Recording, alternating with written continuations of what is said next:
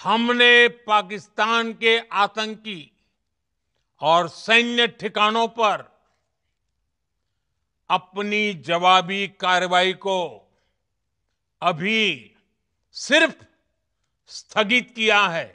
कोई भी nuclear blackmail Bharat नहीं सहेगा। हम आतंक की सरपरस्त सरकार और आतंक के आकाओं को अलग अलग नहीं देखेंगे।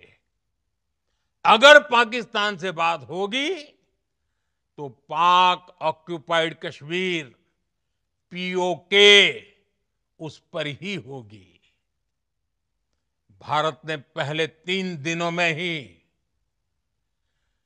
पाकिस्तान को इतना तबाह कर दिया जिसका उसे अंदाजा भी नहीं था। इसलिए भारत की आक्रामक कार्रवाई के बाद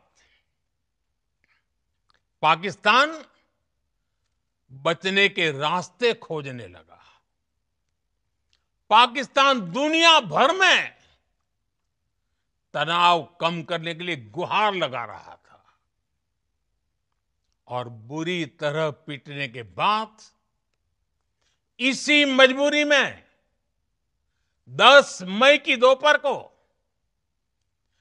पाकिस्तानी सेना ने हमारे डीजीएमओ को संपर्क किया। तब तक हम आतंकवाद के इंफ्रास्ट्रक्चर को बड़े पैमाने पर तबाह कर चुके थे। आतंकियों को मौत के घाट उतार दिया गया था। पाकिस्तान के सीने में बसाए गए आतंक के अड्डों को हमने खंडहर बना दिया था। इसलिए जब पाकिस्तान की तरफ से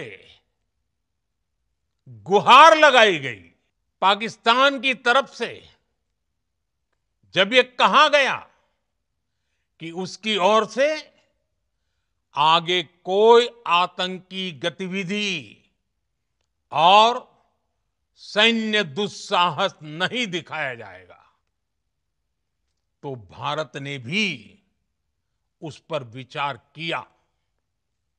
और मैं फिर दोहरा रहा हूं, हमने पाकिस्तान के आतंकी और सैन्य ठिकानों पर अपनी जवाबी कार्रवाई को अभी सिर्फ स्थगित किया है। आने वाले दिनों में हम पाकिस्तान के हर कदम को इस कसौटी पर मापेंगे कि वो क्या रवैया अपनाता है। सर्जिकल स्ट्राइक और एयर स्ट्राइक के बाद अब ऑपरेशन सिंदूर आतंक के खिलाफ भारत की नीति है।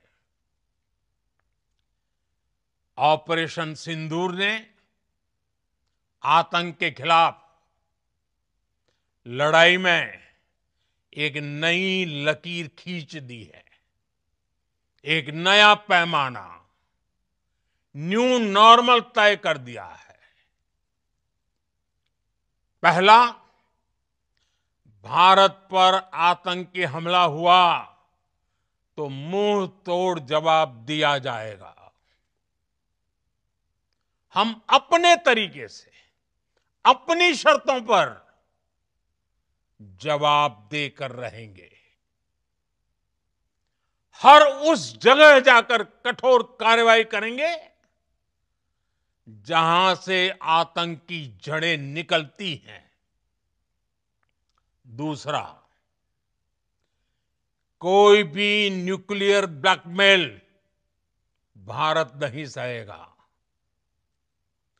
न्यूक्लियर ब्लैकमेल की आड़ में पनप रहे आतंकी ठिकानों पर भारत सटीक और निर्णायक प्रहार करेगा। तीसरा,